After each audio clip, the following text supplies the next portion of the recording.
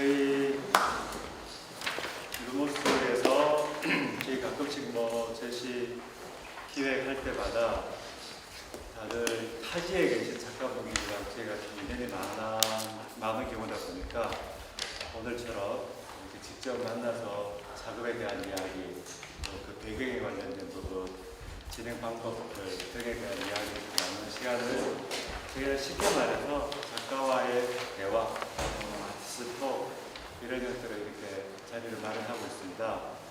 특히나 오늘 날씨도 좋고 그죠? 가을 단풍 저는 아직 못 봤는데 좋은 계절인 것 같습니다. 시간 내서 와주셔서 너무 감사드리고요. 오늘 이 자리는 사실 네 번째가 되죠. 포트폴리오 리뷰라는 부산에서 저희가 부산국제 사진제 기간 동안에 포트폴리오 리뷰를 해서 거기에 우수 포트폴리오로 선정된 작가분들을 모시고 저희가 이제 매년 기획전을 루모스에서 하고 있습니다. 그래서 특히 오늘 이 세 분 제가 잠깐 인사시켜드리면 저기 끝에서부터 이서연 작가님이시고요. 네, 박수 부탁드립니다. 이서연 작가님 작품 이미 다 보셨죠? 인천의 여러 다양한 공간들을 다 이렇게 점유하고 계십니다. 세계 공간이나 마찬가지 도서관까지 작업들 보셔서 그거 얘기하면 조금 더 디테일하게 얘기 나누도록 하고요. 그리고 남준 작가님이십니다. 그리고 한효진 작가님. 저희가 이런 포트폴리오 리뷰를 통해서 제가 전시 감독으로서 여러 전시도 기획을 하지만 프로그램의 중요한 부분 중에 하나로 포트폴리오 리뷰를 운영을 합니다.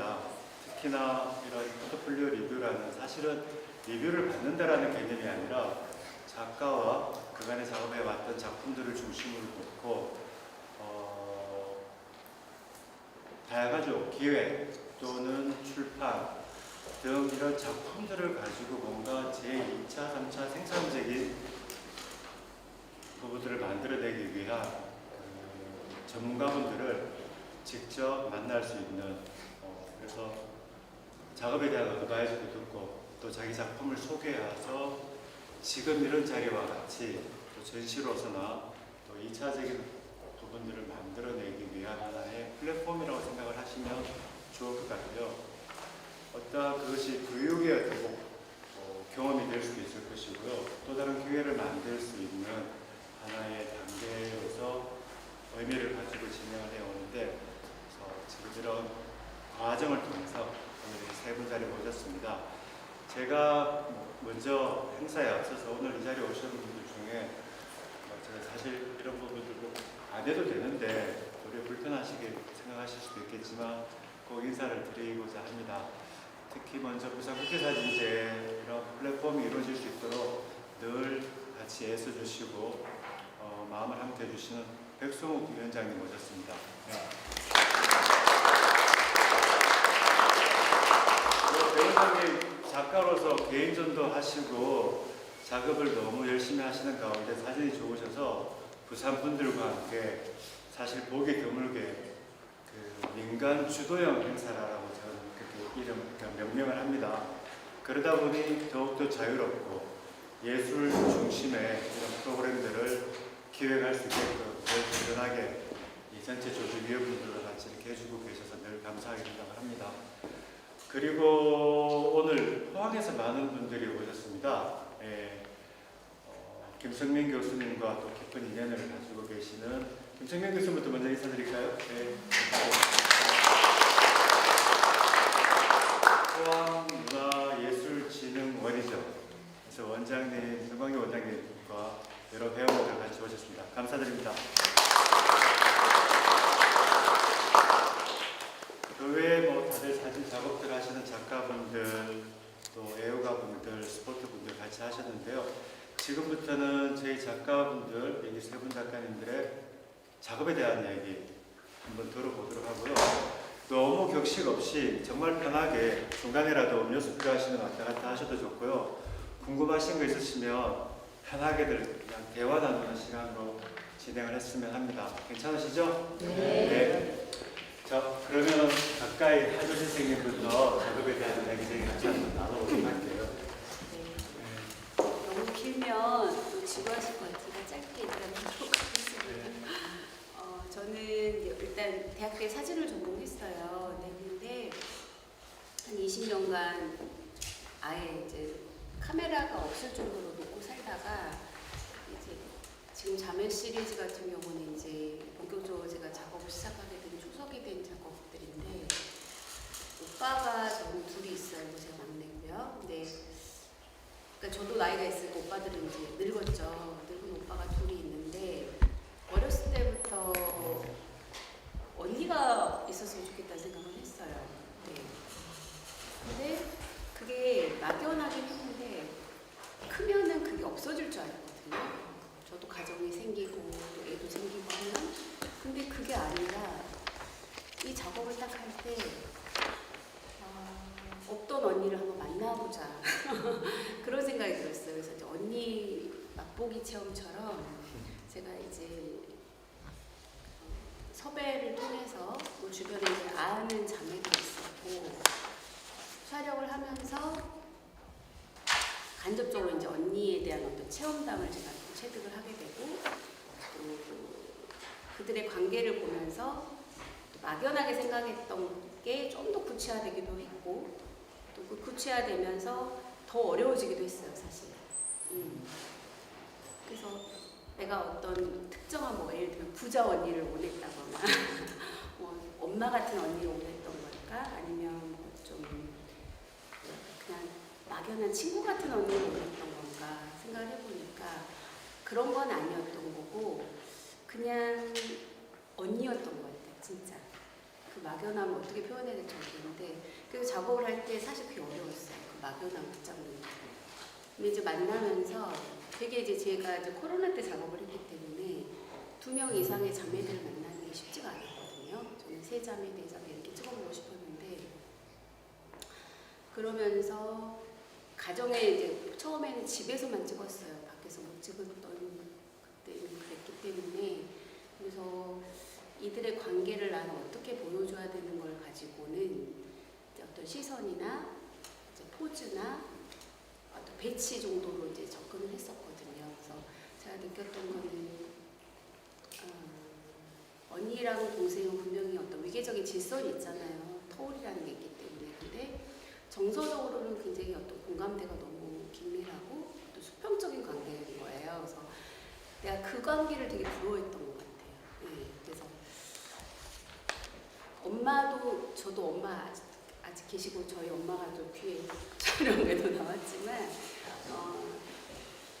엄마 같은 언니는 아니었던 것 같고 그러니까 결국은 공감을 할 수 있는 이해관계에서 나를 전적으로 이해해 줄 수 있는 언니를 원했던 것 같아요. 정서적으로.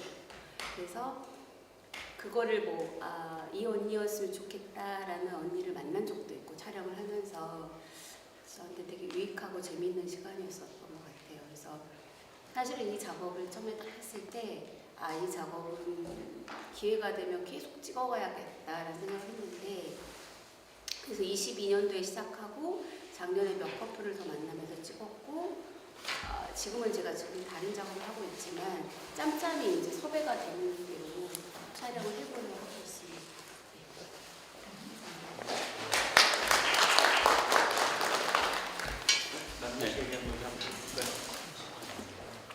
저는 대학에서 그림을 전공하고 졸업 후에는 이제 인터넷 방송 TV를 좀 하다가 이제 어느 순간부터 이제 다시 사진을 작업하게 됐고요.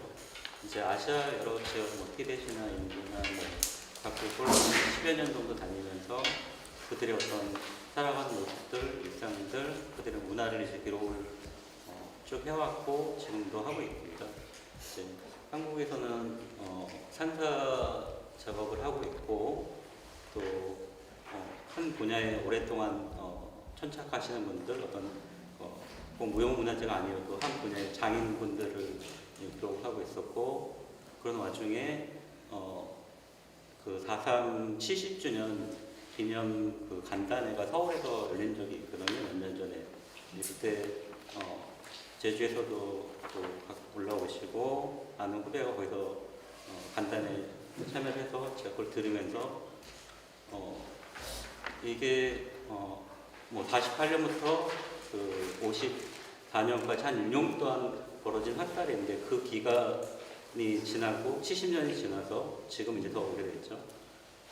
아직도 진상 규명이 되지 않는 부분도 있고 피해나 어떤 보상이 되지 않는 부분들. 근데 이 이야기를 한국의 그 역사의 한 부분인데 미술 쪽이나 문학 쪽에서는 이 부분을 다루고 이야기를 하고 또 그 부분에 대해서 아픔을 같이 나누는데 사진적인 부분에서는 기록적인 부분이 많지 않다는 생각을 했었고 또 촬영을 하면서 이제 알게 된 거는 뭐 제주의 한 부분이 아니라 지역 분포들을 보면 저 뒤편에 가시면 저희 분포도 배치해 놓은 게 있는데 한 14,000명 정도의 그 희생자들이 그 제주 전역의 각 지역의 마을들 저희가 지금 제주를 가도 뭐 관광을 가고 갔는데 그 수많은 지역에서 거의 모든 지역에서 다 희생자도 학살이 됐었고 그런 분포도가 있거든요.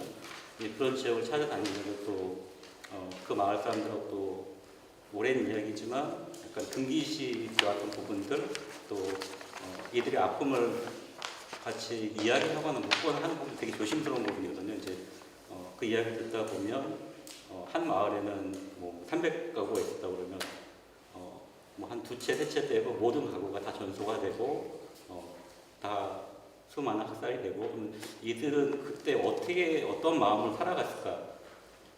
자기의 그 살아왔던 그 거처 마을 모든 게 다 불이 타고 아무것도 없는데 다시 돌아와서 이제 거기서부터 좀 의문점이 시작이 됐었고 그리고 또 제주에는 뭐 문화유산으로 또 해녀가 등재가 돼 있지만 제주의 그 시기에 많은 뭐 청년들 그 남자들이 죽고 제주를 재건을 하고 또 다시 이어온 분들은 제주 어머니들 뭐 해녀 삼촌이라고 하는 이제 그러한 부분이 많구나. 또 지금도 같이 작업이 좀 이어지는 부분이 뭐냐면 뭐 무속이라고 볼 수도 있는데 그들의 어떤 그 오래된 어떤 그 신앙들 또 그 안에서 뭐 제의를 통해서 희생자를 갖다 추모를 하기도 하고 또 그 안에서 그 심적으로 마음의 위안을 받고 또 치유가 되는 건 그런 생각을 좀 많이 하게 됐습니다. 그리고 이 작업은 2022에서 한 21년 한 1년 반 정도, 2년 정도 작업을 해왔던 부분이고요. 또 이거는 지금 끝난 작업이 아니라 또 지속적으로 제가 계속 이어갈 작업이고, 네. 일단 여기까지. 안녕하세요. 작가 이서연입니다. 저는 먼저 초대해 주신 분 감사드립니다. 로버스 갤러리 석대현 감독님 감사드리고 정말 진행을 도와주신 조이스 크레이터님도 감사드리고 여기 계신 모든 분들도 감사드리고 반갑습니다. 저는 아까 보셨다시피 균열을 단추와 실과 바늘로 표현해 보았어요. 제 속에 어떤 결핍이 있었는지 도시와 자연의 경계에서 이제 풍경을 볼 때 결핍과 균열이 느껴지더라고요. 그래서 그런 사진을 찍고 이제 집에 와서 보니 왜 그랬는지 모르겠지만 어쨌든 바늘을 들고 실과 단추로 그 균열을 표현해 봤어요. 우리가 살면서 균열이 무수히 많이 있는데 세상을 바라볼 때 너와 나의 다른 점도 균열일 수 있고 우리가 누군가가 가족이 아프거나 내가 아프거나 그것도 나에게 균열이 될 수도 있고 이제 그런 또 나의 속에서 현실에서 반드시 지켜야 될 선이 있는데 또 나의 또 욕망도 있고 그런 균열들을 제가 경험하는 속에서만 했던 균열들을 표현해 봤어요. 세계에는 뭐 더 큰 균열들이 막 남가국, 남가여 우리 집만 해도 경상도 전라도 막 이런 균열들이 있을 수 있지만 제가 여기서 한정적으로 인간관계에서 균열이라든가 어떤 심리적인 그런 균열이라든가 그런 것들을 제가 사진에 표현해 봤어요. 어쨌든 되게 열심히 표현해 봤는데 이게 균열이라는 게 꼭 이렇게 보니까 나쁜 것만이 아니더라고요. 어떤 사람하고 뭐 헤어짐, 뭐 멀어짐, 뭐 이런 것도 다 균열일 수 있잖아요. 근데 그렇게 그런 균열을 긋고 나면 균열 전과 균열 후가 달라지더라고요. 그 균열이 났을 때는 슬프지만 균열이 난 다음에 또 다른 나이가 보이고 새로운 내가 또 새로운 게 보이고 균열이 있었기 때문에 저런 작업을 또 하게 되고 제가 풍경만 뚝뚝 찍은 사람인데 저런 작업을 하게 되고 그래서 균열은 우리한테 새로움을 가져오는구나 이런 생각을 하게 됐어요. 솔직히.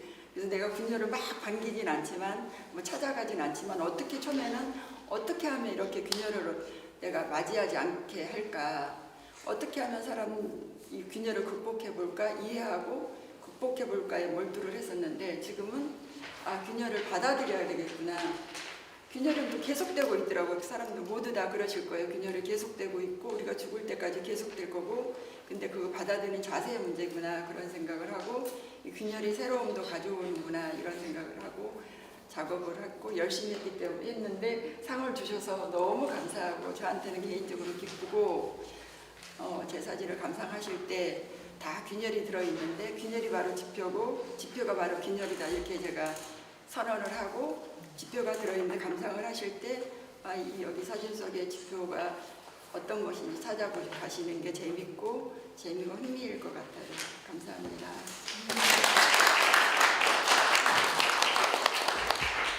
저희들이 이런 이야기를 1대1이면 미리 스타디도 하고 그죠 하는데 사실 준비 없이 하는 거나 마찬가지이긴 합니다. 근데 이렇게 지금 세 분 말씀 들으면서 그냥 저 개인적으로 드는 생각인데요.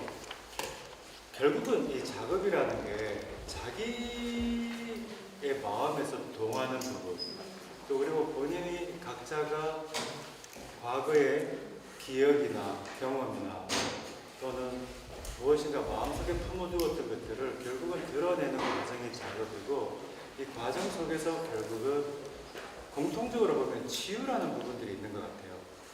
나를 보담아주는 또는 상대방이 겪어왔던 부분들에 대해서 이런 사진 매체를 통해서 서로 공감대를 유도할 수 있는 그런 치유의 형태들이 공교롭게도 세 분 다 이렇게 가지고 있는 것 같다라는 생각이 듭니다.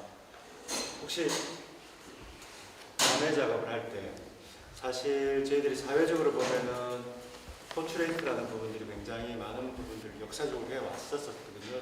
사진 시작되고 나서부터 조금이나마 이 셔터 스피드가 허락되어지는 그 순간부터 포트레이트는 시작이 되었었고 늘 주변의 일상부터 주변부터 가까운 가족들에 대한 기록 그러다가 여러분들 잘 아시겠지만 저도 사실 2주 전에 파리에서 아우구스트 잔드 작품을 한 300점 보고 왔어요.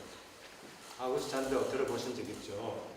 1910년대, 20년대 독일인의 초상이라는 부분으로 해서 원래 상업사진가였던 사진관을 열어서 독일 퀼런에서 사진관을 시작을 하다가 다 클라이언트들이 와서 사진 찍어주세요.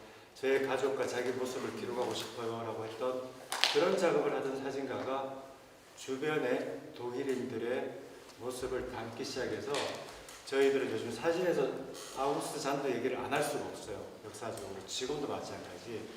그 맥락에서 시작되어서 문득 보면 이 작업들을 보면 메렐렌막의 트윈스 작업도 쌍둥이 작업도 연상되어지고 있는데 실스트루스 작업을 하실 때 아까 잠깐 언급을 하셨지만 특별하게 뭔가 내가 더 주목해서 드러내고 싶은 뭐 감정이나 또 그것들을 담아내기 위해서 사진적인 형식에서 고민했었던 부분들이 뭐가 있지 않았을까요? 저는 이제 일단은 섭외할 때 기준점이 있어야 되잖아요. 그래서 내가 언니를 원했는데 자매가 예를 들면은 피사체로서 자매를 보려면 사실은 어린 자매들이 예쁘잖아요. 10대, 20대 얼마나 예뻐요. 어떻게 또 찍어도 예쁜데 저는 그런 자매는 하나도 눈에 안 들어오고 관심이 없는 거죠. 그러니까 내 또래 이상의 중년의 여자의 자매에 이제 꽂힌 거고 실질적으로 섭외할 때도 저랑 동갑이거나 그 이상의 언니여야 됐던 거예요. 그래서 섭외가 또 쉽지 않았는데 그러면서 찍다가 결국은 나는 지금 관계를 탐구하고 있구나. 일단 한 명을 찍는 때는 그 사람의 무엇을 오롯이 드러내면 되지만 언니와 동생이라는 관계는 결국 제가 그 관계를 읽어내야 되는 거잖아요. 물론 이제 제가 접근할 때는 막연한 언니라는 어떤 언니하면 되게 다들 뭐 애틋함, 친밀함 정도를 생각하는데 사실 그 안에 들어가면 어느 인간 관계에도 갈등은 있잖아요. 사실 그것도 보여주고 싶었어요. 그래서 어떻게 보면 이 사진이 무표정하다는 게 뭐 초상화의 정석처럼 느껴지겠지만 무표정할 수밖에 없는 게 마냥 행복하진 않아요, 관계들이. 왜냐면은 어렸을 때는 엄마나 그 어떤 가정 안에서 좀 언니 동생의 관계가 좀 뭐랄까 맹목적으로 서로 의지할 수밖에 없는 관계였다면 자라면서 자아가 생기고 자기의 가족이나 어떤 관계가 또 생기면서 이 안에도 이선 작가님이 말씀하신 어떤 균열이 안 일어날 수가 없고 갈등이 안 생길 수가 없고 또 언니라고 해서 마냥 다 받아주고 보듬어주는 인물이 아닌 경우가 있잖아요. 그 캐릭터가 오히려 동생이 더 품이 넓은 경우도 있고 항상 동생이 당하는 경우도 있고 뒤통수를 맞는 경우도 있고 그래서 그런 관계를 딱 볼 때 아, 나 이 관계를 도대체 어떻게 풀어내야 되지? 막 이런 내가 어떤 판타지를 가지고 만약에 접근을 했다면 판타지로 끝나는 건 저한테 작업에 의미가 없더라고요. 그래서 그 관계가 되게 어려웠어요. 그래서 김옥선 작가님 베를린의 조상이라든가 전형적인 그런 것도 레퍼런스로 많이 했었는데 그거는 그냥 인물에 대한 제가 어떻게 찍을까였지 관계를 보여주진 않는 작업이어서 사실 많이 헤맸거든요. 근데 또 아까 트윈스란 작업도 얘기하셨는데 쌍둥이 같은 경우도 또 그 안에도 갈등이 있고 또 다름이 있고 근데 이제 제가 처음에 초심을 가졌던 거는 닮아간다는 거. 아무리 그들의 갈등이 있고 뭐 친밀함도 있지만 어렸을 땐 달라서도 나이 들면서 어쩔 수 없이 닮아간다는 거. 그게 속내가 됐든 외모가 됐든 외모가 닮아가는 게 정말 재밌었거든요. 저는 아직도 가끔 거울 보면서 놀라는 게 저한테 엄마가 볼 때 저는 엄마랑 어렸을 때 안 닮았거든요. 아빠를 닮았었거든요. 그것처럼 자매도 전혀 닮지 않았었는데 닮았다라는 거. 쌍둥이는 어렸을 때 닮았는데 닮지 않아주고 있다는 거. 오히려 그냥 먹는 거, 가정 환경, 뭐 취하는 게 다 다르다 보니까 그래서 사실은 어떤 생각까지 했냐면 자매나 쌍둥이인데 해외에서 큰 사람과 뭐 국내에서 큰 사람을 찍어보면 어떨까? 먹는 게 다르고 환경이 다르면 이런 좀 생태적인 것도 고민했던 적이 있었어요. 이게 어떤 충분한 답이 될지는 모르겠지만 결국은 관계의 탐구고 관계를 표현하는 게 저의 어떤 초점이었던 것 같아요. 그래서 나란히도 나보고 이렇게 단순한 구조죠. 나란히도 나보고 위아래도 이제 저 소파 같은 씬도 어떻게 보면 나 언니 집 가면 저렇게 항상 누워 있어라는 것도 있지만 저는 약간 어떤 그 안에서도 어떤 상하 관계 미묘하지만 앞뒤에 있는 어떤 서열의 관계 그런 것도 사실 표현하고 싶어서 이렇게 나란히도 앉혀보고 비켜서도 태워보고 뭐 스킨십 같은 거는 이제 팔이나 이런 거를 통해서 관계를 표현하려고 했는데 이제 보시는 분들이 그걸 읽어주시면 너무 감사한 것이고 그게 좀 부족하다면 제가 좀 더 연구를 해야 될 부분이기도 합니다. 네, 지금 말씀하신 것처럼 여러 포트레이트 작업들이 저희들이 보았지만 이 작업에서 한윤씨 작업에서 주는 그런 뉘앙스가 있는 것 같아요. 뭐 당연히 DNA적으로 네. 그 외모에 어떤 닮은 부분들만 드러낸 것도 아니었었고 미묘한 제스처 그리고 그 감정 표현들이 저도 굉장히 한윤씨 다운 결국 그게 작가의 개인적인 성향이나 감정이 투영되어지는 부분이지 않을까라는 생각을 해보고요. 그리고 여기에서 보면 이게 그냥 굉장히 자연스러운 느낌으로 보이는데 굉장히 촬영할 때 숨은 노력이 여기 들어간 것 특별하게 사실 1대1의 관계 이상의 1대2 또는 1대3의 관계라는 부분에서의 그 뉘앙스를 잡아낸다는 것도 쉽지 않고 그 연출이라는 것이 또 만만한 일이 아니잖아, 그죠? 그러니까 전문적인 디렉터가 있는 부분도 아닌 가운데 또 한 가지 더 저는 이렇게 인상적인 게 환경과 참 어울리는 라이팅, 예, 부수적인 어떤 라이팅 그리고 환경을 잘 읽어내는 부분들도 특별히 인상적이었다라는 생각을 했었거든요. 이 부분에 대해서는 먼저 얘기를 한번 여쭤볼게요. 그러면 촬영할 때 기술적인 부분들에 대해서는 혹시 같이 공유하실 게 있으세요? 그러니까 제가 사진을 전공했지만 학교 다닐 때는 그때가 98년도에 학교를 다녔으니까 2000년 전이잖아요. 필름 시절이었고 학생이 조명을 들고 다니면서 촬영하기가 쉽지는 않고 잘 생각할 수 없는 시절이었어요. 모르겠어요. 제가 그렇게 한계를 짚고 생각하는지도 못했는데 이렇게 소형 스트로보 정도는 쓰지만 그 외에 어떤 장비를 정말 들고 다니면서 기동성을 발휘하면서 촬영한다는 게 정말 상업작가 아니면 별로 이렇게 쉽지 않았던 시절이어서 저 또한 되게 뭐 굳이 그렇게까지는 학교 다닐 때는 조명을 조금 어렵기도 하고 등한시했던 것 같아요. 소형 스트로보 하나만 잘 다뤄도 다행이다 했는데 근데 사회에 딱 나와보고 현장에서 일을 하면 다 조명이거든요. 그때 물론 배운 것도 있는데 제가 20년을 사진을 안 했기 때문에 다 까먹고 완전 리셋이 된 상태에서 제가 카메라부터 일단 사고 그때가 제가 아까 말씀드린 게 코로나가 저를 도와줬던 게 무조건 실내로 들어가서 촬영을 해야 되고 자매라면 제가 생각해도 공간적으로 집이잖아요. 언니의 집, 뭐 동생의 집, 실내인데 실내에서는 피하고 싶다면 피해서 조명을 안 치고 싶지만 조명을 치지 않으면 이게 결과가 어떻게 나오는 걸 대충 알아요. 그때부터 이제 조명을 배우기 시작했어요. 카메라를 사고 바로 조명을 배우고 배우면서 찍었다고 해도 과언이 아니에요. 배우고 찍은 게 아니라 배우는 과정 중에 찍었어요. 그만큼 저는 시간이 없었고 조명이 이제 모르겠어요. 왜 이게 조명이 이렇게 주가 되는지 모르겠지만 조명 들으면 알아요. 아 저렇게 치면 되지 하는데 막상 가서 치면 절대 안 돼요. 이렇게. 그래서 가서 그리고 제가 또 이건 정말 창피한 얘기인데 운전을 안 해요. 그래서 기동성을 발휘하려면 가벼워야 돼요. 근데 좋은 조명은 다 무거워요. 그래서 이제 머리를 쓴 거죠. 되게 가볍고 내가 어디서든 쉽게 빨리 사람 불러놓고 한참 뭐 30분씩 세팅할 수는 없잖아요.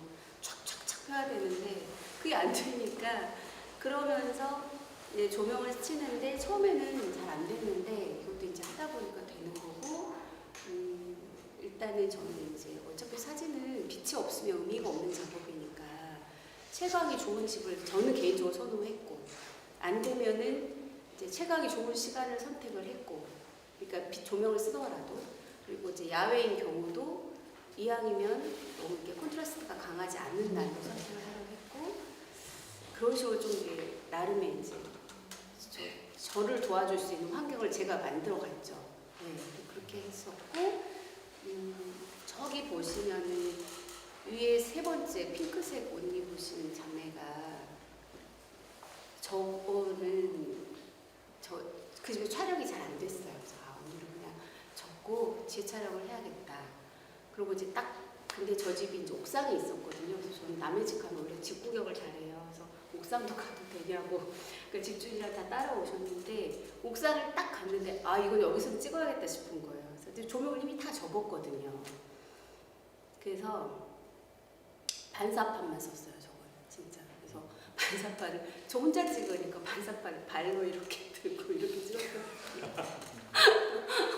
왜냐면 뭐 기댈 수 있거나 그런 장비도 없고 이미 장비를 밑에 내려놓고 카메라하고 어떻게 반사판에 있었어요. 저 손에 어떻게 따라 올라갔는데 그렇게 해서 찍었던 거여서 지금 보니까 조명을 안 쓴 작업은 저게 유일합니다. 근데 반사판에 도움을 받았던 것 같고 그 뒤로 이제 내가 조명을 치지 않을 환경이 오면 난 조명을 꺼야겠다 과감하게 무조건 또 조명에 의지할 필요는 없겠다 그런 생각을 했었습니다. 저희가 조명 얘기를 하자는 부분은 분명히 아니었는데요. 네, 결국은 형식에 대한 부분들은 네. 아니요 답변 잘해주셨는데요. 잘한 게 아니라 궁금했던 부분들 얘기를 해주셨는데 결국은 사진은 기계 메커니즘을 저희가 활용을 하잖아요, 그죠? 장비가 아무리 좋아도 좋은 사진 만들지 않는다는 걸 다 알잖아요. 조명도 마찬가지거든요. 근데 하지만 지금 여기 사진에서 저희가 조명 얘기가 나온 것은 결국은 상황을 읽을 수 있는 눈, 그리고 내가 원하고자 하는 감정, 느낌을 전할 수 있는 하나의 테크닉으로서 선택되어 줄 수 있는 그 조명을 활용법들. 결국 지금 마지막에 말씀하신 것처럼 라이팅이 없더라도 다른 부수적인 방법으로 순발력 있게 대처한다는 것을 배워가면서 결국 이제 자기 체득화가 된 부분들이라는 생각을 가져요. 그러니까 제가 형식에 대한 부분들로서 제가 꼭뭐 사진에서 내용과 형식 따로 갈 수는 없거든요. 형식이 우선이 되어서만도 안 되는 것이고, 이제 그런데 그 형식 얘기하면서 제가 꼭 미세현 작가님한테 제가 궁금한 게 있습니다. 아마 다들 궁금하실 거예요. 작업 보시면서 이건 뭐지? 사진이야? 사진에다 죄송합니다. 사진에다 우리 속된 말로 뭔 짓을 한 거죠? 이런 얘기들 하잖아요, 그죠? 특히나 요즘 사진, 프린트 매체, 예술 매체에서 굉장히 확장된 부분이 많아요. 네. 표현되어지는 프린트 매체 자체도 다양해졌고, 일단 그 점에서 보면 일반 제조사에서 만들어진 인화지가 아니라 한지라는 매체를 활용을 하셨고, 또 그 한지를 활용했던 이유 중에 하나가 결과적으로 이 결핍을 보담아주고 연결해주는 작가님이 설정하신 그 개념을 위한 형식으로서 요소가 바늘과 실과 단추 이런 것들에 대한 그 코드들을 활용하시면서 그 형식적 일관성을 만들어낸 부분들은 참 특별한 방식이었다라고 저는 그걸 생각을 하거든요. 처음 이루어진 작업은 아닙니다. 국내에서도 보면 90년대 때 아니죠. 90년대 초 맞나?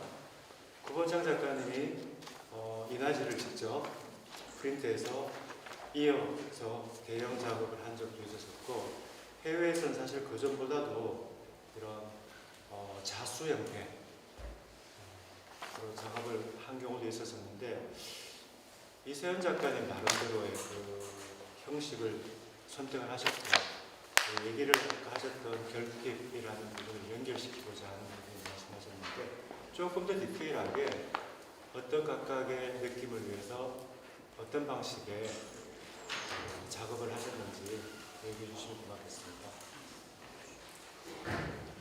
제가 단추하고 실은 우리 일상에서 굉장히 친숙한 소리잖아요. 아니, 원래 그거랑 그 관계가 있으셨어요? 이때까지 살아오시면서? 네, 그 경험은 구체적으로 얘기할 수 없지만 제가 이제 잊고 싶었던 그런 개인적인 경험도 있고, 잊고 싶었으니까 생각을 안 했을 거 아니에요. 잊어버리고 싶은. 네, 잊어버리고 싶은 기억 속에 그런 거고, 또 여자라면 누구나 그걸 또 친숙하게 느껴지잖아요.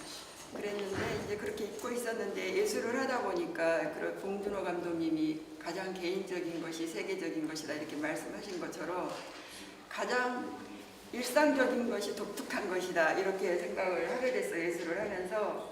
그래서 이제 일상적인 것에서 이제 단추와 실이 이제 이렇게 하여튼 그 갤러리에 들어오면 어떤 느낌이 들까. 이제 실은 그런 거 물론 있지만 단추를 내가 특별히 또 더 많이 생각을 하고, 그래서 어떤 느낌이 들까. 이것도 하나의 균열이 아닐까 이런 생각도 해봤고, 또 단추와 실 자체가 어떤 뜯어지고 갈라진 곳을 꾸미는 거잖아요. 그 자체 하나 상징적인 게 균열이라고 상징인데요, 그게. 그래서 그거 하나 자체가 균열을 깨매는 거니까 균열이다 그런 생각을 했었고, 그 다음에 이제 제가 사진을 찍으러 이제 가족이 누군가가 아파서 이제 못 가게 된 1년 동안 이제 아파서 병원에 있으니까 뭔가를 집에서 해야 되는데 욕망은 있고, 하다 보니까 여러 가지 생각하다 보니까 두 개를 바늘을 들고 실을 이제 하고 있었던 거죠, 무의식적으로. 이제 그런 상황이 있었어요. 그리고 이제 그래서 만약에 사진을 찍는 행위가 만약에 사진적인 행위라고 그러면 내가 사진과 함께하는 행위가 돼버린 거예요. 계속 지겹도록 사진을 보면서 계속 꼬매고 막 그렇게 했던 것 같아요. 그래서 열심히 있고 이렇게 저기 감독님이 보기에는 좀 부족할 수도 있는데 어쨌든 나름대로 어떤 의미 하나하나를 부여하면서 그때그때 균열의 성향들이 있잖아요. 그거를 균열을 표현해 봤는데 어떻게 보셨는지 모르겠어요. 그 형식은 결국은 본인 스스로가 발전시켜 나가는 것 같아요.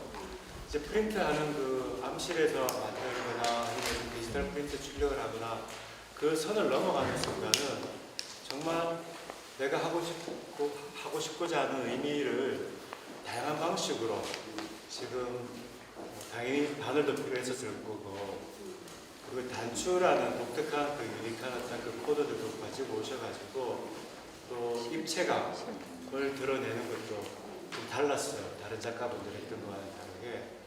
그리고 무엇보다도 아까 잠깐 언급을 하셨는데 사회와 개인 그리고 그 랜드스케이프에서도 보는 도심과 이런 다른 자연과의 그 경계에서 느껴지는 틈 그래서 균열이라고만 그 얘기하는 것이 좀 센 느낌이긴 한데 그 경계의 그 틈들을 무엇인가 자꾸 메워나가는 부분들에 대해서는 참 어울리는 그 작업적 형식을 가지고 오시지 않았나라고 저는 그렇게 생각을 해요. 형식 얘기하다 보면 이 남준 씨 작업도 얘기 안 할 수 없을 것 같아요. 네. 복잡 다양하거든요, 그죠? 저희 어제 DP한다고 애먹었습니다.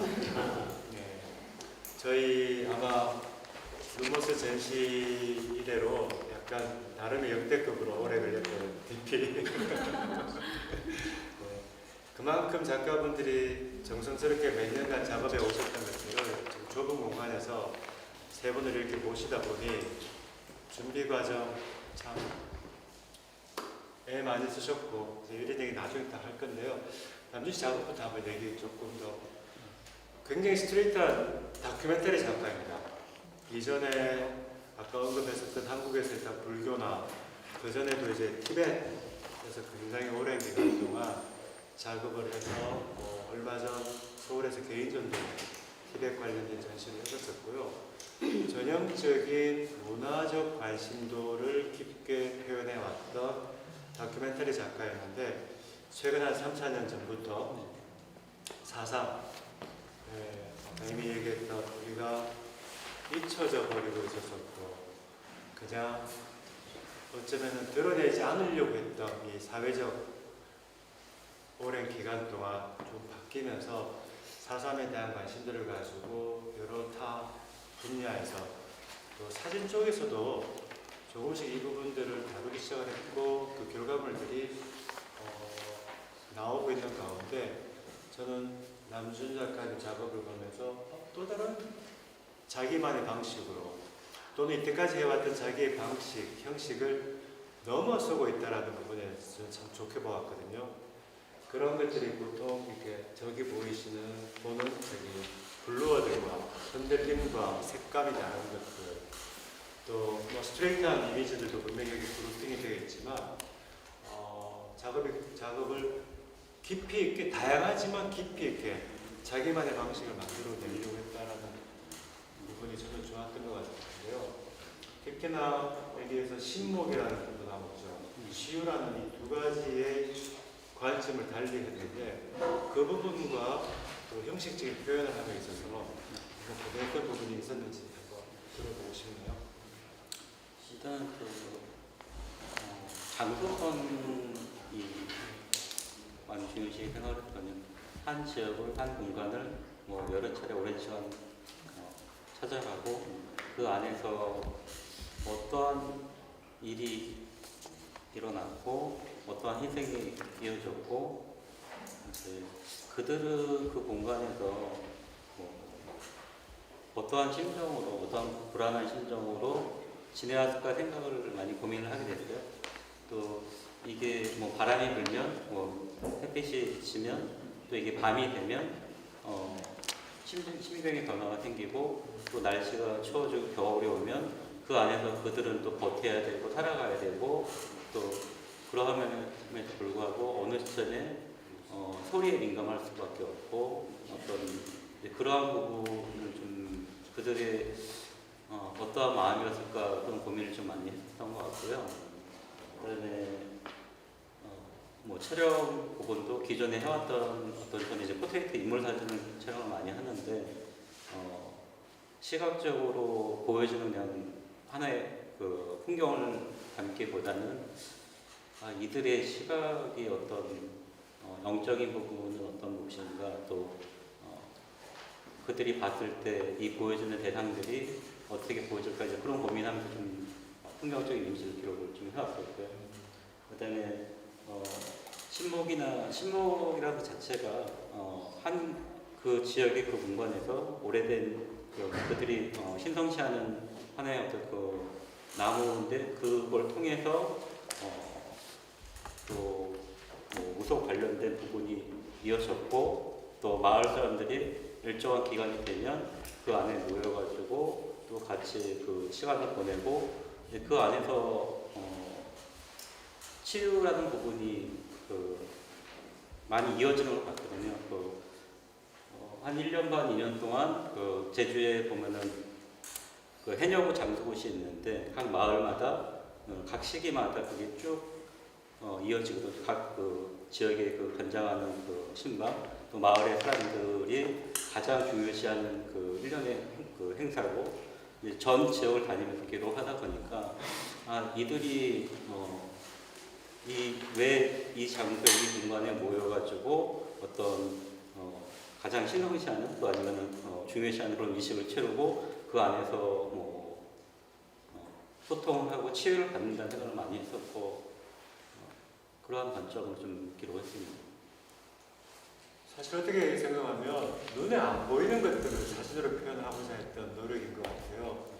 과거 70년 이전에 있었던 사건 네. 이미 지금 볼 수가 없는 거잖아, 그죠? 근데 하지만 지금 이쪽 치유라는 젠상가가 이쪽에서는 표현하신 것처럼 그 당시에 그 불안함과 그 어려움 속에 있었던 그 70년 전 사람들의 감정을 드러내기 위한 관점. 그러기 위해서 조금 더 다른 방식의 테이킹 픽처스 방법을 구현한 것이 참 인상적으로 저도 이렇게 보았거든요. 근데 여기도 이쪽도 마찬가지.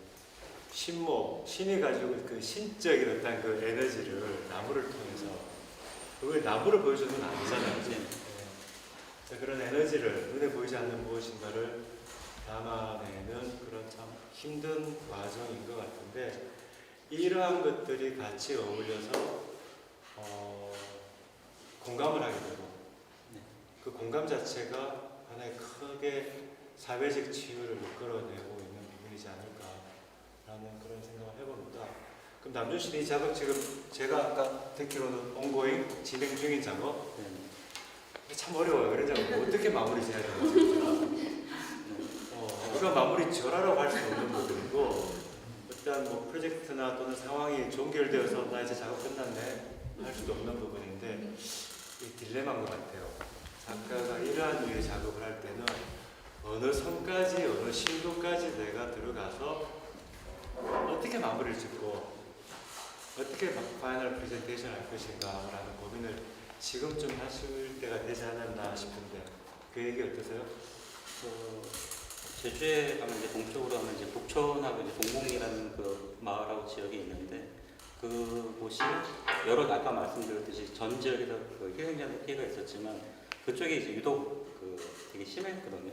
그러니까 그쪽에서 이제 발달된 사건에 비롯해가지고 자살이 이루어지기도 했고 온 마을이 아까 말씀드렸듯이 한 3가구에는 다 전소가 되고 다 집이 불타고 산에서 소모가 다시 내려왔을 때 다 허용화 되어 있잖아요.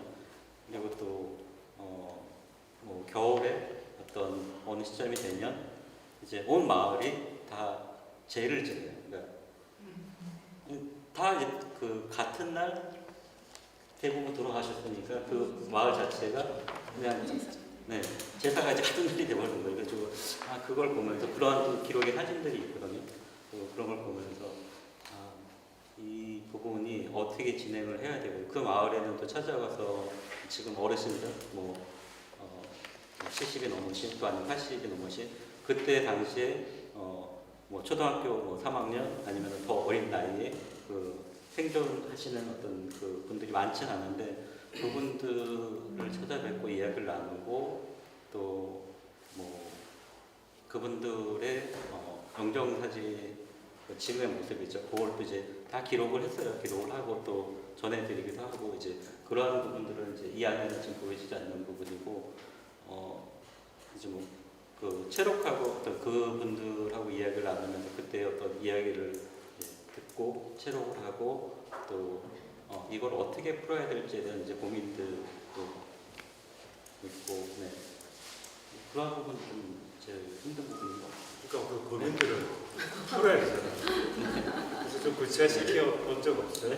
좀 구체화해서 생각해 보신 적 없냐고. 그거는 이제 결국은 이게 네. 죄송합니다. 네. 한 개인의 작업으로서 끝나지 말았으면 좋겠다는 생각이 저는 들어요. 네. 나 혼자 작업해서 나 혼자 뭐 셀프 파블리싱을 하고 주변에 몇백 권의 책이 나눠주고 이렇게 끝날 일이 아닌 것 같아요. 이건 사실 우리 역사가 품어왔던 상처 네. 또 이것들이 또 사회적 공감대라는 부분들을 같이 뭔가 연대할 수 있는 방법이나 계획은 없는지. 저는 근데 뭐 개인적으로 이 촬영을 하면서 또 어떠한 부분은 이제 영상으로 이제 기록을 할 때가 있거든요. 네. 지금 이 모든 그 부분도 지금 영상으로 기록이 다 돼 있어요. 돼 있는데 이제 그거를 다시 이제 편집을 하고 작업을 하고 그리고 어떻게 또 보여주고 이야기를 해 나가야 될지 부분은 이제 제가 풀어야 될 부분이고 또 네. 뭐 제주 4.3 관련돼 가지고 뭐 작업하신 몇몇 분들의 어떤 작가분들 각자의 어떤 관점이나 어떤 시각으로 그분들도 이야기하는 부분들이 있는데 한번 그런 얘기를 한 적은 있어요. 그러니까 뭐 지금 시점에서 또 아니면 기록해왔던 어떤 그 작가분들이 이제 같이 한 공간에서 전시를 뭐 이런 부분들 이런 거는 좀 이야기가 나오는데 구체적으로 어떤 진행형이거나 그런 건 아니고요. 아직 같이 그렇게 기획전이 한 적은 없죠. 뭐 다 예를 개개인들이 들어서 4.3 평화공원이 그 전시관에서 뭐 이규철 작가님이나 뭐 최근에 뭐 성남 선생님 뭐 전시를 하기도 했지만 고현주 작가님도 네, 하셨었고 고현주 작가님도 하시고 네. 그래서 그런 부분들이 조금 사회적 관점에서 네. 활동하시는 분들 그러니까 연구가나 네. 그런 단체가 있잖아요, 그죠? 네. 이제 그런 부분들하고도 연대해서 조금 작업들이 드러나고 또 개인적으로도 지금 영상, 그다음에 뭐 녹취, 또 사진, 또 텍스트까지도 뭔가 필요한 부분들인데 그런 것들이 정리하는 부분들에 대한 고민들이 많이 필요한 것 같고요. 사실 이게 4.4 우리한테는 굉장히 큰 아픔이고 상처인데 전 세계에 이런 이슈들이 굉장히 많았습니다. 학살이라는 부분은 1차 세계대전, 2차 세계대전 동의로 우리가 지금 말하는 서구 문화권에서도 엄청난 학살이라는 부분이 있었고 결국은 그러한 부분들이 이후에 자기 경험자들의 진술과 그리고 학자들의 어떤 연구와 그다음에 예술가들이 이 부분들을 같이 이렇게 모아서 사회적으로 이슈화를 증폭시키고 또 그에 대한 해결책 이런 방법들을 이렇게 찾아낸 케이스들을 많이 보는데요. 저희는 아직까지 그렇게 가는 과정이지 않을까라는 생각을 해봅니다. 네. 혹시 뭐 다른 여기 계신 분들 중에 궁금하신 거 있으시면 예. 남준 작가님께서 지금 그 4.3 네. 그걸 정신과상입니다. 네. 사회적 트라우마거든요. 사회적 트라우마인데 역사상에 있는 사회적 트라우마는 가까이 있는 사회적 트라우마이기 때문에 실질적으로 해결되지 않는 어떤 아픔이나 그 트라우마의 아픔이 그대로 남아있고 실제로 경험하는 가족들도 있을 거예요. 그런데 저쪽에서 이제 여러 가지의 그때의 그 아픔을 나타내는 노력하기 위해 실제로 그것 하나의 치유예요. 그러니까 드라마라는 것은 그냥 두는 게 아니고 출시키는 게 치유에 가장 중요한 거예요. 드라마에 그 받는 그 상황이 내가 고통스럽고 힘든 게 어떤 거가 하는 걸 보여주는 게 리마인드하고 그 리마인드에서 자꾸 보여주는 것도 굉장히 치유적 효과가 굉장히 큰 거예요. 그렇게 리마인드하고 그 다음에 이제 그 사람들이 아픔을 해결하는 방법들이 여기 이제 다시 이제 나오게 되는데 그게 이제 가장 중요한 것은 공감인데 그 공감하는 방법들을 여기서는 이제 저는 그 심적인 영적인 면에서 기대하는 것도 있고 이렇게 자기의 생각을 좀 묶어두고 하는 이제 나무, 바위, 물, 바다 이런 걸 정해놓고 거기에 이제 지고 뭐 어떤 영혼을 하고 그렇게 하잖아요. 그런 것도 굉장히 좋은 치유 방법 중에 하나고 그리고 이런 게 우리가 개인이 아니고 큰 사회에서 일어나는 문제이기 때문에 역시 감독님이 말했듯이 사회적 공감이 굉장히 중요해요. 사회적 공감을 주는 게 이제 안준 작가님이 하시는 작품을 만들어가지고 공감을 일으키는 그런 방법 중에 하나예요. 영화를 해서 보여드리는 그런 방법 중에 하나. 그 다음에 사회적인 어떤 그런 행사를 해가는 방법도 하는데 제일 그 이제 우리 역사적으로 제일 그 남아있는 건 유태인 학살에 대한 그 해결하는 방법들이 역사적으로 남아있는 아주 좋은 방법들이에요. 이게 좋은 방법들인데 그래서 우리 사상도 여기까지 금지되어 왔지만은 그런 예술가들이 표현하고 또 이제까지 해왔던 방법을 다시 보여준 이것도 실질적으로 어떤 그 사람들이 위안을 받고 또 다른 사람이 공감을 함으로 해서 이 사회적 아픔이 점점 이렇게 이제 좀 부드럽게 수용이 되고 그 아픔이 이제 해결돼가는 과정이 될 수 있어요. 그래서 참 훌륭한 일을 하신다 생각이 들고 뭐 이런 작품이나 다른 방법으로 예술로 해가는 게 가장 부드럽고 아름다운 방법이 아닐까 이렇게 생각을 해요. 이상입니다. 네. 네, 사회적 공감은 결국은 여러 다양한 매체들 가운데 사진이 가지고 있는 힘이 큰 것 같아요. 네. 조금 다른 얘기인데 제가 지난주에 경험했던 부분이 쾰른에 지나오던 쾰른을 제가 방문을 했었는데 독일이죠. 제가 다른 도시에서는 사실 정말 몰랐었어요. 근데 제가 새롭게 알게 된 게 뭐냐면 텐제이븐이랑 같이 길을 가다가 저를 딱 멈춰 세우고는 일반 다 아시죠? 유럽의 이제 건물들 주택으로 구성되어 있는 3층 내지 4층 같은 높이로 쫙 되어 있잖아요, 그죠? 그 문 앞에 마주보는 문 앞에 이렇게 동판으로 은색 동판으로 손바닥 그렇죠 한 요 정도 되는 사이즈의 사각형이 정방향이 어느 집 앞에는 2개가 박혀 있고 또 어느 그 다음 집에는 4개, 3개 이 박혀 있는 걸 저는 늘 모르고 다녔는데 현지인의 얘기가 이 각각의 집안에 그 당시 유태인들이 숨어 살았던 사람의 숫자대로 기록에 근거해서 그런 이야기들을, 그러니까 그런 표시를 해놨더라고요. 결국은 과거의 일이지만 그런 하나의 시각적인 부분들이 사회적 공감이라는 걸 먼저 딱 와닿더라고요. 네, 그런 경험도 있었고 이게 우리나라랑은 좀 더 케이스가 다르긴 하겠지만 그런 부분들이 또 다양한 형태로도 이루어지면 좋지 않을까라는 생각을 해봅니다. 혹시 뭐 다른 의견이나 질문이 있는 분 계세요? 지금 여기 계신 분들이 다들 각기 다른 배경으로 사진 작업들을 해오신 분입니다. 그죠?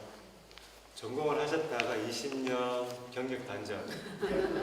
지금 대학원 다니고 계시죠? 학기 언제 시작하셨는지 졸업하실 때가? 이제 한 학기 더 다니면 내년에 네. 제가 봐서 큰 용기 내셔가지고 전공을 했지만 20년 만에 대학원을 다시 이제 공대 대학원 사진을 전공을 하고 계시고 어려움이 많았을 것 같은데 어땠었어요? 제 딸이 지금 고2예요. 근데 고1이 될 때 제가 이제 대학원을 들어온 거거든요. 그래서 내년에 고3인데 저 내년 이제 한 학기 이제 졸업해서 근데 이제 그게 제일 처음에 걸렸는데 의외로 애가 좋아하더라고요. 아이도 이제 미술을 하고 있는 친구인데 엄마가 본인보다 더 애써 보이나 봐요. 항상 일어나면 새벽부터 컴퓨터 앞에 앉아 있고 늦게 오면 다 이유가 있는 거고 촬영이 있고 또 물어봐요. 제가 찍고 와서 어떠냐고. 가장 무서운 이제 날카로운 평을 받죠. 엄마를 대놓고 까요. 되게 좋은 말 안 하고 아닌데 이러고 하여튼 그게 제일 걸렸는데 의외로 그거는 더 힘을 받고 있고요. 체력이 힘들어요. 저는 용기 내기가 쉽지 않았을 것 같아요. 네, 그것보다도 이제 용기는 발작 낼 수 있는 건데 이걸 지속하려면 체력이거든요. 그래서 체력이 좀 힘들고 이제는 이제 약간의 처음엔 멋모르고 했는데 이제는 한 발 한 발이 좀 더 조심스러워져서 어떤 그런 두려움 그게 지금 조금 힘든 것 같아요. 머리가 이제 복잡해지면서 스텝이 나가지 않는. 네, 근데 일단 내가 이렇게 좋아했었나 사진을 그리고 이렇게 재밌었나 하는 걸 지금 즐기고 있는 것 같아요. 어려움도 많지만. 이세훈 작가님은 사진 어떻게 시작하셨습니까? 저는 처음 균열로 시작해서 균열로 끝나는데 가정에서 균열이 생겨가지고 중대에 가서 사진을 배우게 됐고 11년 만에 올해 중대 사진학과를 졸업했어요. 저도 네 졸업했고 어쨌든 지금은 11년 만에 어쨌든 좋은 결과를 학부를 네 네. 학점은 이제 네. 네 어쨌든 그거 졸업을 했어요. 에세이시라 재수 고등학교 가고 아니 대학 입시를 하고 재수하고 또 재수하고 계속 그 과정을 천천히 했어요. 정말로 천천히 하다가 이제 애들이 그래요. 엄마는 지금쯤 편하게 살 수 있는데 사서 고생을 한다고 막 그렇게 그러는데 어쨌든 근데 뭔가를 열심히 하니까 이루긴 하니까 애들한테 저도 좋은 본보기가 되긴 했는데 앞으로도 저도 효진쌤처럼 대학원은 못 가지만 지금 작업에 어쨌든 좋아해 주셔가지고 이 작업을 좀 더 밀도 있게 하고 어쨌든 균열을 표현했는데 균열이 또 아까 제가 말씀하신 것처럼 새로움도 오고 균열이 난 다음에 또 만남도 오잖아요. 어떤 사람은 균열이 됐으면 또 다른 사람 만남도 있고 그런 것 같아요. 그 과정이 이렇게 돌고 도는 것 같아요. 그래서 다음에는 사랑을 한번 해볼까? 이런 생각을 해봤어요. 솔직히 여기 오면서도 어떤 사람하고 균열을 했거든요. 저보고 나이도 많은 사람이 왜 그래 이렇게 말을 해요? 말이 제가 항상 좀 약간 거칠어요. 직설적으로 이렇게 해서 진짜 돌직구라 솔직해야 된다고 항상 저는 그런 진심이어야 되고 솔직해야 되는 그런 마인드가 있어서 그래서 그 말이 되게 섭섭한 거예요. 그래서 또 균열했네. 그러고 왔는데 어때 사랑이 있으니까 균열도 느끼는 거잖아요. 사랑이 없고 그 사람한테 관심이 없으면 균열도 느끼지 않아요. 그냥 돌아보지도 않잖아요. 그래서 앞으로는 사랑을 찍어야겠다. 이런 생각을 해봤어. 이 작업을 조금 더 한 다음에. 제가 말씀드릴까요? 선생님 작품 결국 균열이라는 게 드라마나 갈등이거든요. 그게 진짜 지금 마음을 다 이야기하시고 사랑을 이야기하시는데 종교는 사랑이에요. 종교는 항상 그런 게 얘기되니까 종교는 사랑이고 그래서 그 단추와 꽃들이 같이 있는 그런 장면이 나오면 더 아름답지 않을까 그렇게 생각해요. 작품을 보고 감사합니다. 그 바느질 하시기에 눈 어두워서 힘들지 않아요? 아니 굉장히 정교하세요. 뭐 지금 우리 2층 중앙에 천장 행잉되었던 거 이렇게 그건 작지만 이렇게 자세히 보시면 아주 촘촘히 사람의 형태 자체를 촘촘히 그냥 행잉이 아니라 벽에 붙여놓으면 그냥 블랙으로 보이는 정도로 하시고 그 위에 방 안에 보면 진짜 햇살 내려오는 느낌으로 이렇게 프레임 전체 좌측 상단에서 이렇게 하나씩 길게 이렇게 바느질이라는 뭐라 그러죠? 그러면 수 형태인데 너무나도 정교하게 해놓으신 게 있어서 야 이거 참 눈이 좋으신 건지 아니면 이러다가 눈이 다 나빠지신 건지 걱정스럽다라는 생각도 들었었는데요. 밀도 말씀하셨는데 지금도 충분히 밀도는 만들어 오셨고 이제 이 작업들을 통해서 더 많은 이야기들을 좀 더 일단 프린트라는 부분에서 매체 확장을 했잖아요. 이 확장의 선에서 이제 경계에서 왔다 갔다 하지 말고 확실하게 좀 더 에너지를 더 과감하게 하셔도 좋겠다라는 말씀을 제가 드려봅니다. 네, 그렇습니다. 남준 씨는 사진 작업, 아까 미술을 하다가 영상 방송 PD 또 했는데 이 참 험악한 사진의 길로 들어오셨어. 오래전이긴 하지만 그죠? 네. 어때요? 그러니까 전공은 이제 판화했는데 저희는 사진학법을 또 1학년 때부터 사진학법을 또 들어요. 그리고 기존에 어떤 그 판화의 뭐 기법이 있는데 뭐 목판, 석판, 알고 있는 실크 스크린, 뭐 금판이 있는데 저는 학교 다닐 때도 사진으로 촬영을 해서 사진 베이스로 모든 작업을 이어왔었고요. 그래서 이제 영상 일을 하면서 이제 어느 순간에 기록을 하고 싶다고 했을 때 영상 세팅을 했다가 이게 또 영상이 이제 혼자서 오랜 시간 동안 그 장비를 다 다니면서 촬영할 수 있는 시스템이 쉽지가 않아서 다시 그때 선택했던 게 다시 카메라를 들기 시작했고 또 기록하고 있고요. 매체가 바뀌면서 네. 본인이 뭐 당연히 사진 좋으니까 아직까지 하고 있겠죠. 네. 근데 뭐가 가장 장점인 것 같아요? 가장 이렇게 매력적으로 생각하는 부분. 그 촬영을 하는 그 상황들, 그 안에 이제 제가 보내는 시간들, 저는 이제 그때가 제일 많은 에너지를 제가 쏟아낼 수가 있고,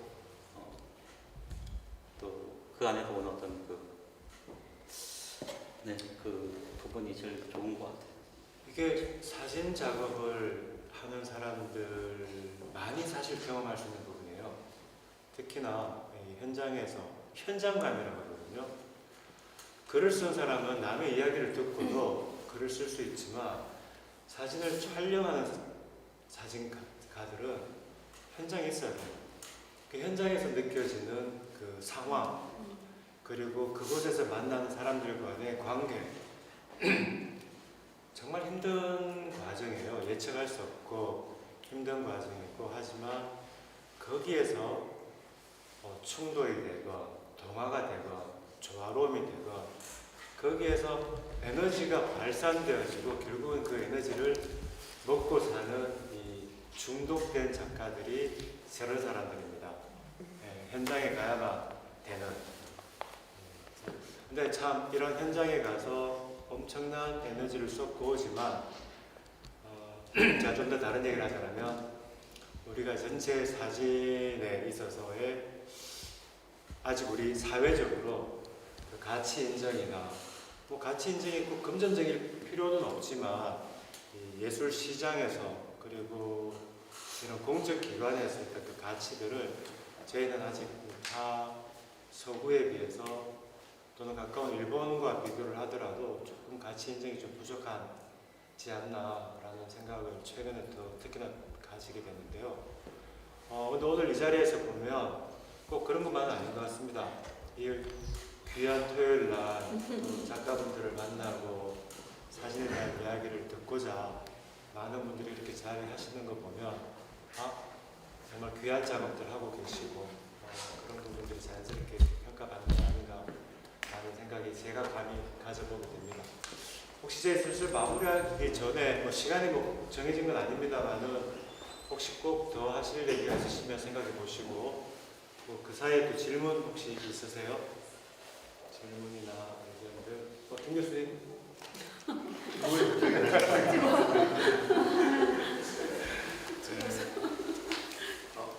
저는 이제 저런 생각은 좀 해봤어요. 이렇게 워낙 사람 작업 많이 받고 지금 많이 하시고 있는데 저런 아카이브를 좀 활용하는 방법이나 아니면 뭐 재현을 하는 상황을 재현한다거나 뭐 그런 쪽도 한번 생각해 보시면 어떨까. 그럼 이제 사실은 남준 작가님 보고 내가 되게 인상 깊었던 거는 작업을 좀 봤잖아요. 우리가 맨날 봤는데 늘 이렇게 약간 직설적인 어떤 그 기록성 위주의 사진을 하다가 저는 이제 되게 긍정적으로 보는 게 이제 되게 자기 서사를 만들기 시작했다는 게 되게 긍정적이라 생각하거든요. 그래서 이제 그런 내러티브를 새로 만드시다면 이제 아까 뭐 석 감독님 말씀하신 것처럼 뭐 공동 작업도 중요하고 뭐 퍼포먼스를 하는 뭐 행위 예술을 하는 분들하고 같이 할 수 있고 근데 이제 저는 이제 그 생각이 좀 들더라고요. 이제 기존의 아카이브들이 있는 것들은 조금 활용을 할 수도 있을 것 같고 그다음에 이제 상황을 이제 뭐 재현하거나 뭐 이런 것들도 충분히 가능할 것 같아서 그러면 이제 아마 이제 본인 작업으로도 완성도가 조금 더 높아질 수 있지 않을까.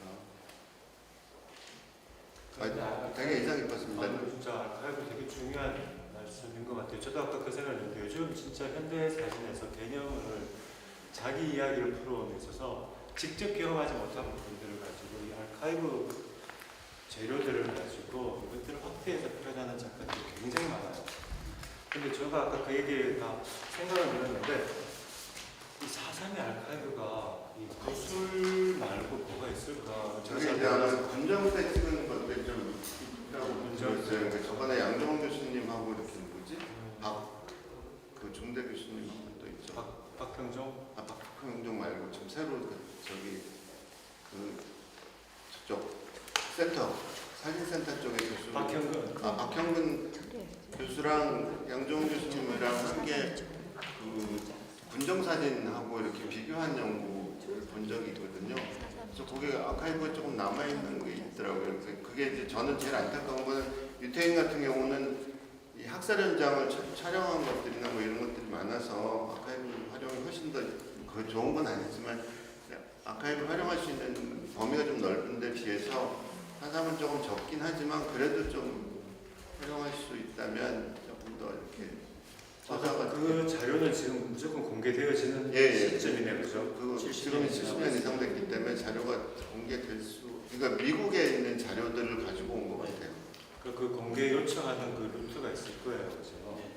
그렇게 하면 뭐 국회인가? 그러니까 미국 국회 도서관, 의회 도서관인가 그 아카이브들이 있거든요. 그래서 거기에 아마 요청을 해서 우리 선전용으로 찍었던 사진하고 그쪽 사진하고 이렇게 뭐 비교하는 그런 걸 본 적이 있어요. 요즘 정말 아카이브를 모티브로 해서 작업하는 게 하나의 좀 큰 트렌드예요.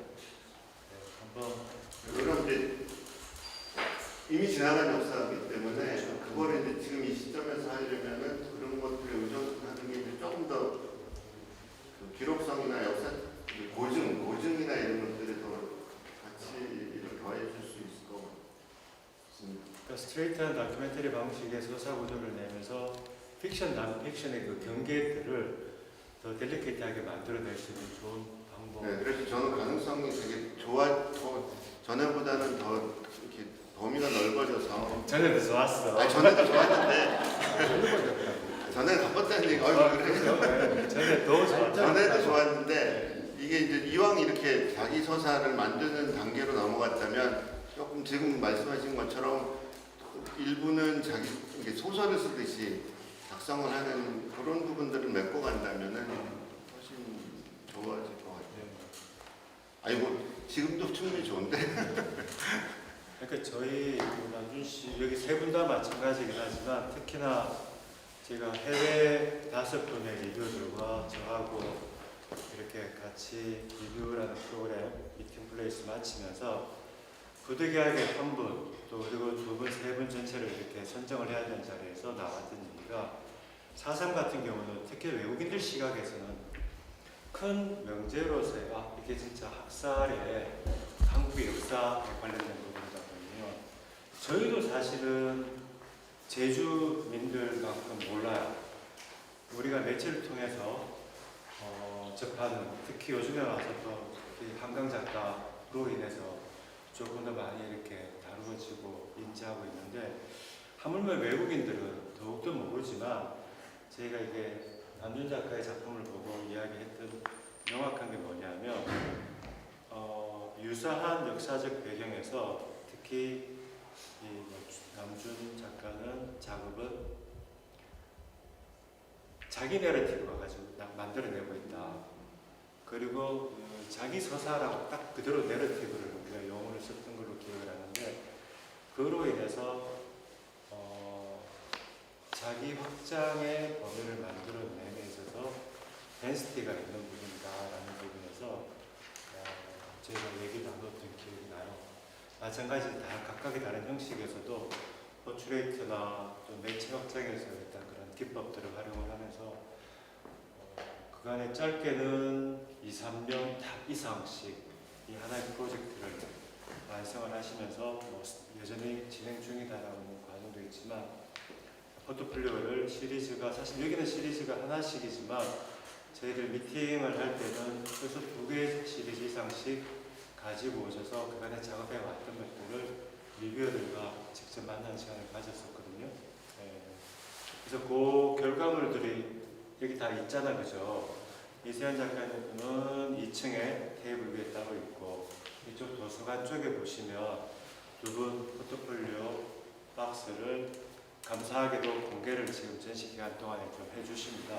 끝까지 다 해놓을지 안 해놓을지 모르겠지만 오늘 전시들은 둘러보셨다라면 잠시라도 작업에 관심 있는 분들은 그 포트폴리오 박스도 이렇게 좀 더 친밀하게 이렇게 가까이서 보시면 좋을 것 같다라는 말씀드려요.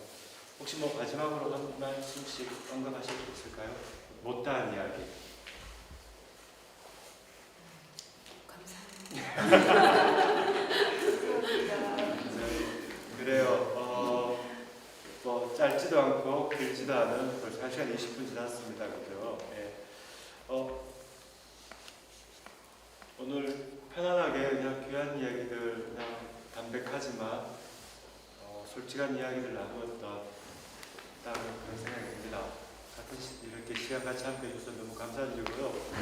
지금 이 자리는 끝나지만 이렇게 편안하게들 아직 남아있는 음료나 와인도 한잔 드시고 메뉴가 더 많이 는 것 같습니다. 그죠? 예. 그래서 편안하게들 시간들 남으시면서 포트폴리오도 보시면 고맙겠습니다. 네, 감사합니다.